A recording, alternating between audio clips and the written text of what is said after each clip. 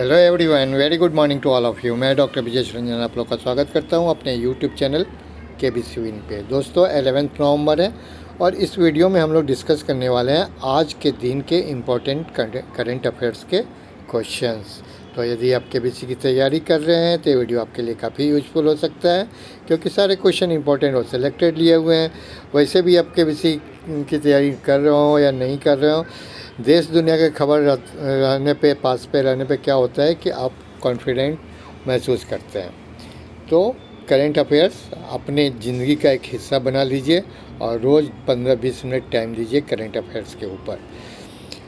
शुरू करेंगे वीडियो की शुरुआत करेंगे आज के इम्पोर्टेंट डे से। World science day for piece and development 10 नवंबर को। तो दोस्तों 10 नवंबर को मनाया गया है वर्ल्ड साइंस डे। किस लिए? For piece and development. हमारे दैनिक जीवन में विज्ञान के महत्व और प्रासंगिकता को बढ़ाने के लिए इस दिन को मनाया जाता है। अगला इम्पोर्टेंट डे है नेशनल एजुकेशन डे। ये कब मनाया जाता है? आज के दिन ही मनाया जाता है 11 नवंबर को, क्योंकि ये बर्थ एनिवर्सरी है। आज बर्थ एनिवर्सरी है मौलाना अबुल कलाम आज़ाद का, जो हमारे इंडिपेंडेंट इंडिया के फर्स्ट एजुकेशन मिनिस्टर थे। और उन्हीं के बर्थ एनिवर्सरी के ऊपर हम लोग नेशनल एजुकेशन डे मनाते हैं। उनका कार्यकाल क्या रहा था? 15 अगस्त 1947 से 2 फरवरी 1958 तक वो एजुकेशन मिनिस्टर रहे थे इंडिया के। अब स्टार्ट करेंगे आज का वीडियो पहले क्वेश्चन से। India has participated in 26th international Malabar naval exercise organised in Yokosuka of Japan. Which of the following country is not part of the Malabar exercise. यहाँ आपको बताना है कि जो मालाबार एक्सरसाइज 26 हुआ है जापान में हुआ है, योकोसुका ऑफ जापान में, इसमें से कौन सा कंट्री पार्टिसिपेट नहीं किया है अभ्यास में। तो दोस्तों एक्चुअली मालाबार नेवल एक्सरसाइज जो है पहले इंडिया और US के बीच ही होता था। बाद में ये जापान इसमें इंक्लूड हुआ और ऑस्ट्रेलिया, पहले जापान फिर बाद में ऑस्ट्रेलिया। तो इसका आंसर होगा रशिया एंड फ्रांस, क्योंकि USA Japan Australia, USA Australia Japan, सब यानी 4 कंट्री के बीच होता है, इंडिया USA ऑस्ट्रेलिया जापान। तो जो लास्ट ऑप्शन है रशिया एंड फ्रांस वो सही आंसर होगा, क्योंकि उन्होंने पार्टिसिपेट नहीं किया है। इंडिया की तरफ से Indian naval ship Shivalik and Kamorta has been demonstrated at the event.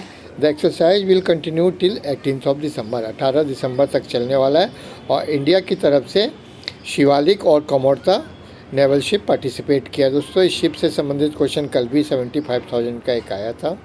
तो इस तरह के क्वेश्चन बनते रहते हैं।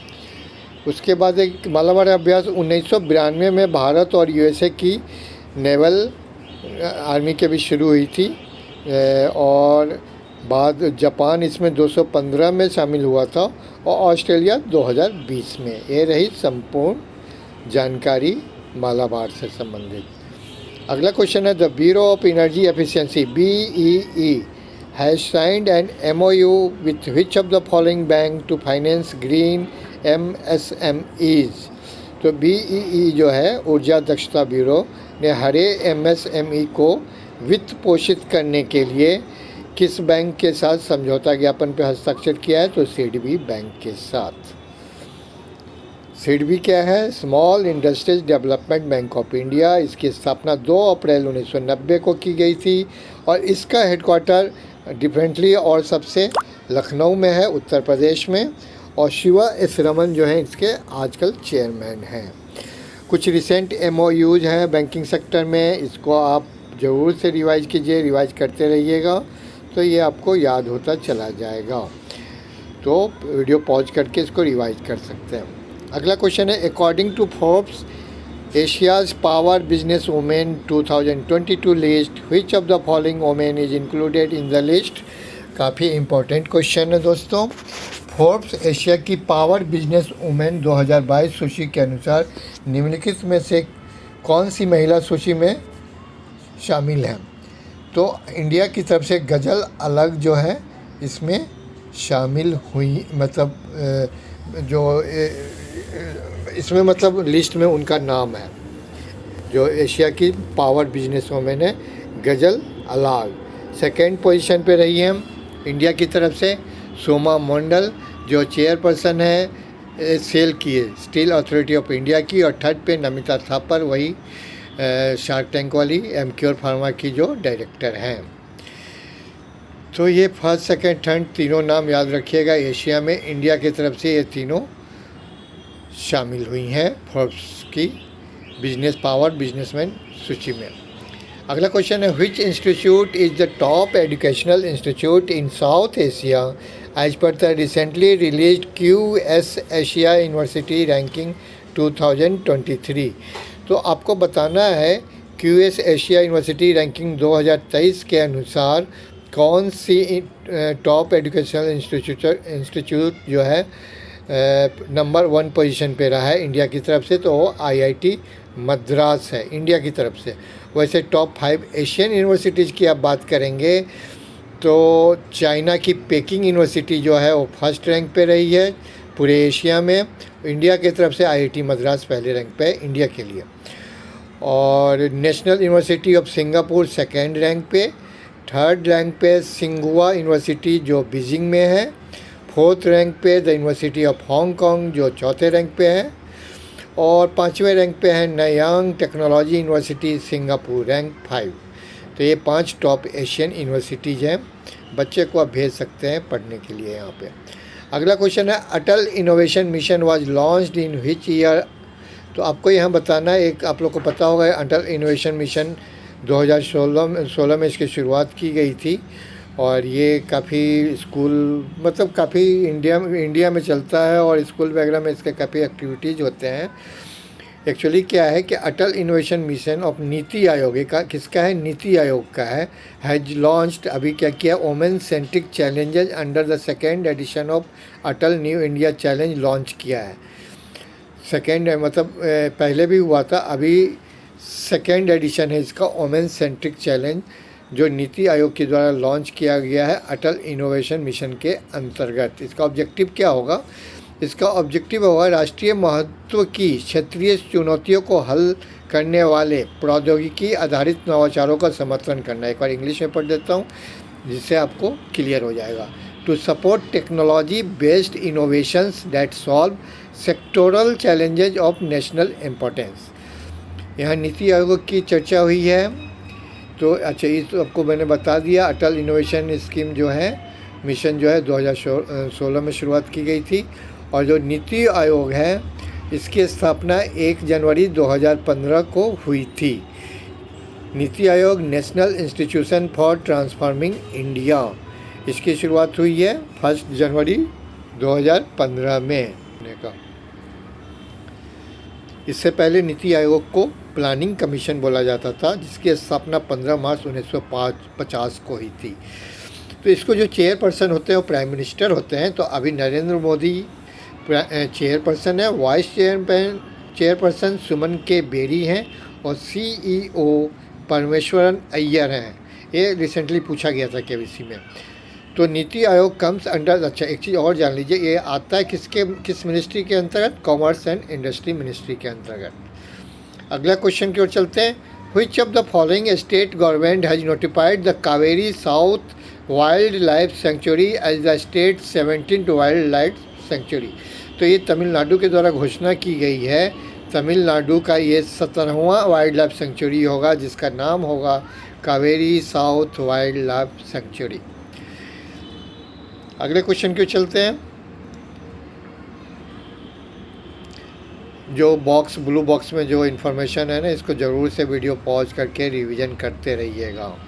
अगला क्वेश्चन है, who has become the first Indian American to be elected as the Lieutenant Governor LG in the state of Maryland adjoining the US capital।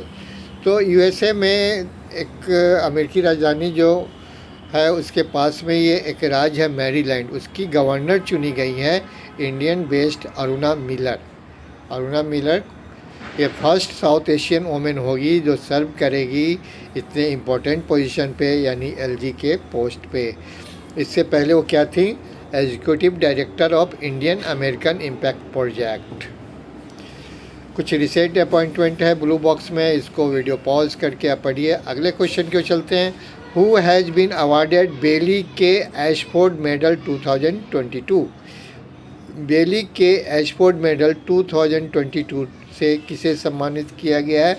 Doctor Subhash बाबू। अब यहाँ आता है कि डॉक्टर सुभाष बाबू कौन है। तो ये डॉक्टर सुभाष बाबू जो है साइंटिफिक डायरेक्टर हैं ICER के, यानी international centre for excellence in research India programme के। वो क्या है, साइंटिफिक डायरेक्टर हैं और इनको यह अवार्ड दिया जाएगा। इनका कंट्रीब्यूशन, इनका जो ट्रॉपिकल मेडिसिन में कंट्रीब्यूशन और रिसर्च वर्क है उसके लिए दिया जाएगा ये अवार्ड। और जान लीजिए ये अवार्ड मेरे ख्याल से 80 साल के हिस्ट्री में पहली बार किसी इंडियन को दिया जा रहा है। तो अवार्ड का नाम है बेली के एशफोर्ड मेडल 2022। अगले क्वेश्चन की ओर चलेंगे। सॉरी, कुछ अवार्ड अभी ब्लू बॉक्स में है, इसको रिवाइज कर लीजिए। अगला क्वेश्चन है, who among the following has been inducted into the ICC hall of fame recently? तो ICC हॉल ऑफ फेम में अभी रिसेंटली किसको इंक्लूड किया गया है? तो यहाँ ऑप्शन है हरलीन कॉर्देल, मिथाली राज, हीथर नाइट और चार्लोटे एडवर्ड्स। शार्लोट एडवर्ड्स पढ़ते हैं इसको। तो दोस्तों इनको हाल में अभी ICC के हॉल ऑफ फेम में शामिल किया गया है। ये कौन है? ये एक मिनट, ये इंग्लैंड के कैप्टन रहे हैं चार्लोट एडवर्ड, विनिंग कैप्टन रहे हैं, वर्ल्ड कप विनिंग कैप्टन। क्या देख रहा है कोई? चलिए इसको कंफर्म करेंगे। वैसे पाकिस्तान के अब्दुल कादिर को भी लिया गया है और वेस्ट इंडीज़ के शिव नारायण चंद्रपॉल को भी लिया गया है और इंग्लैंड के चार्लोट एडवर्ड्स को लिया गया। इन तीनों को ICC हॉल ऑफ फेम में शामिल किया गया है। ICC के बारे में मेरे ख्याल से कल परसों ही पढ़े थे, फिर से जान लीजिए। इसकी स्थापना 15 जून 1909 को हुई थी। दुबई में हेडक्वार्टर है, पहले इंग्लैंड में हुआ करता था। चेयरमैन ग्रेग बार्कले हैं, डिप्टी चेयरमैन है इमरान ख्वाजा सिंगापुर के, CEO हैं जॉब अलार्डिस ऑस्ट्रेलिया के, जनरल मैनेजर हैं वसीम खान। मेंबरशिप कितने? 108 कंट्री के, और 3 कंट्री को इनको अभी शामिल किया गया। गेस्ट इस टाइप का कुछ था, कुछ दिन पहले हम लोगों ने पढ़ा था, जिसमें वो कंबोडिया था और 2 कंट्री और थी, मैं भी भूल रहा हूँ, याद आ जाएगा, फिर से रिवीजन में आ जाएगा वो। Who has won the men single Paris master 2022 title? Next question है, पुरुष एकल पेरिस मास्टर का 2022 का खिताब किसने जीता है? तो यह Holger Rune Paris championship, Paris master championship जीता है इन्होंने। मेन सिंगल पेरिस मास्टर 2022 किसने जीता? होल्गर रून ने। किसको हराया है? नोवाक जोकोविच को। और सबसे इम्पोर्टेंट क्या है, he has become the youngest winner of the Paris tournament since Boris Becker जब हम 10th में थे उस समय ही खेला करते थे। 1986 की बात है, जर्मनी के, और स्टेफी ग्राफ भी थी जर्मनी की। दोनों के मैं बहुत बड़ा फ़ैन था, बोरिस बेकर और स्टेफी ग्राफ का। तो 1986 में बोरिस बेकर जो थे, दोनों एक ही स्कूल के पढ़े हुए थे, सबसे बड़ी बात है, स्टेफी ग्राफ और बोरिस बेकर। बाद में स्टेफी ग्राफ की शादी हो जाती है आंद्रे अगासी से, ये वो भी टेनिस खेलते थे, यूनाइटेड स्टेट्स के थे। और बोरिस बेकर लगभग कंगाल हो जाते हैं, कुछ बहुत ज़्यादा नुकसान होता है किसी बिजनेस में, कुछ ऐसा मैंने पढ़ा था पहले कभी। तो ये यंगेस्ट विनर बने हैं, नाम याद रखिए, होल्गर रून। कहाँ के ये? अच्छा, ये मैंने लिखा नहीं है कहाँ का है, चलिए बाद में देख लेंगे इसको। India will host the women's world boxing championship in 2023 in which of the following city? Bharat 2023 में महिला विश्व मुक्केबाजी चैम्पियनशिप की मेज़बानी किस शहर में करेगा? न्यू दिल्ली में करने वाला है। 2023 में कौन सी चैम्पियनशिप होगी? Women's world boxing championship. इस साल जो हुई है 2022 में कहाँ हुई है? वो टर्की में हुई है। इंडिया ये तीसरी बार करेगा, उससे पहले 2006 और 2018 में कर चुकी है, ये 3rd टाइम होगा। टर्की के इस्तांबुल में हुआ था, अभी जो इस साल हुआ है 8 से 20 मई के बीच। तो दोस्तों वीडियो पसंद आया हो तो लाइक कर देना, अभी तक सब्सक्राइब नहीं किया तो सब्सक्राइब भी कर लेना। ये national advice. Thank you very much.